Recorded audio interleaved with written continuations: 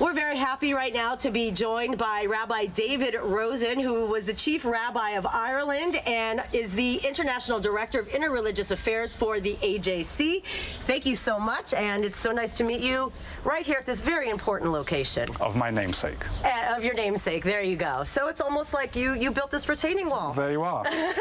But I was being a bit naughty looking over there when Bathsheba was doing her morning ablutions. Yes, you did a little bit of hanky-panky, as you say, right?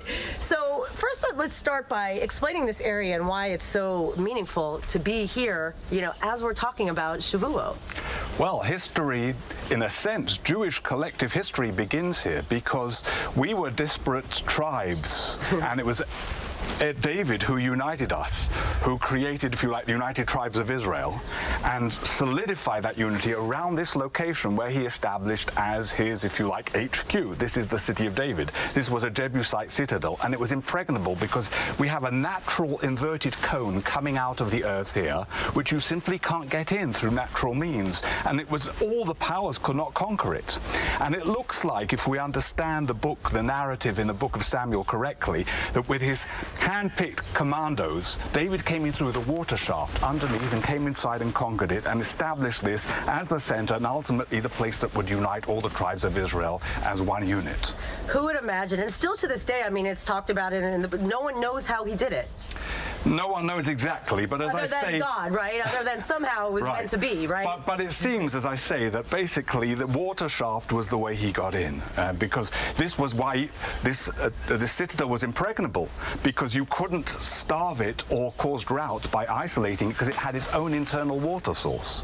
And that was, in the end, that success, that impregnability, was the source of its own defeat. So let's talk about what we're seeing here. Is this believed to be literally these stones date back to King David's time? Well, they're Canaanite period, so that's David's period. And as I say, he didn't establish the first settlement here. This was already well established, but he realized that it was very strategically important to him. First of all, as I say, it was impregnable. And second of all, it was located alongside the tribes that were closest to him, of Judah and Benjamin. But he could still do exactly like what Washington, D.C. means for America. Have a place that says, this doesn't belong to any specific tribes. It belongs to all of us. We are all united together, and still be strategically located where he wanted it. Incredible. So this he conquered, and also nearby. So what is it that he bought for? I can't remember what it said. How many shekels he bought the Temple Mount, basically? The relationship between the ancient Israelites and the Jebusites here seems to be a complex one. While this was conquered, he purchased the hill north from Araunah the Jebusite, the threshing floor of Araunah, in order to establish that as the religious center, understanding that a political center is great to solidify unity, but if you really want unity, you need to have a spiritual center. But of course, you remember, as the Bible indicates, through Revelation, he was told that his hands, because they were full of blood, because he was a warrior, he was not the suitable person. This would be passed on to his son. It was Solomon who actually established the temple. It appears that between these two hills was a valley, because this was an impregnable inverted cone. They obviously chose a location for a reason, right? And they had to fill in what was the Milo, probably the fill, to connect these two hills to make this saddle-like formation.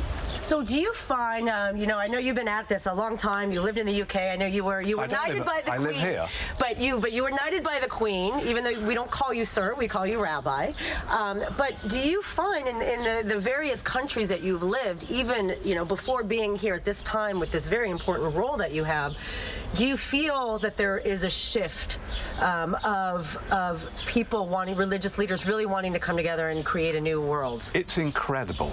Of course, it doesn't generally get the headlines, because what sells newspapers and boosts TV ratings tends to be the sensational or the negative. That's not the media's fault. There's something in the human breast that likes the sensational more than the positive and the constructive, and maybe it's just too pedestrian for our needs. But the truth is, never in human history has there been as much cooperation, cooperation, collaboration, communication, and working together on the part of the different religious communities. It's such an exponentially growing industry that I'm traveling about 50% of the time. That was before Corona, And you were of just course. in Saudi Arabia, hosted by the king, or by the prince? Indeed, I was hosted by the Kingdom of Saudi Arabia and had the privilege of meeting with the King of Saudi Arabia, the first rabbi ever to do so, to be hosted in Saudi Arabia and to meet with the king there.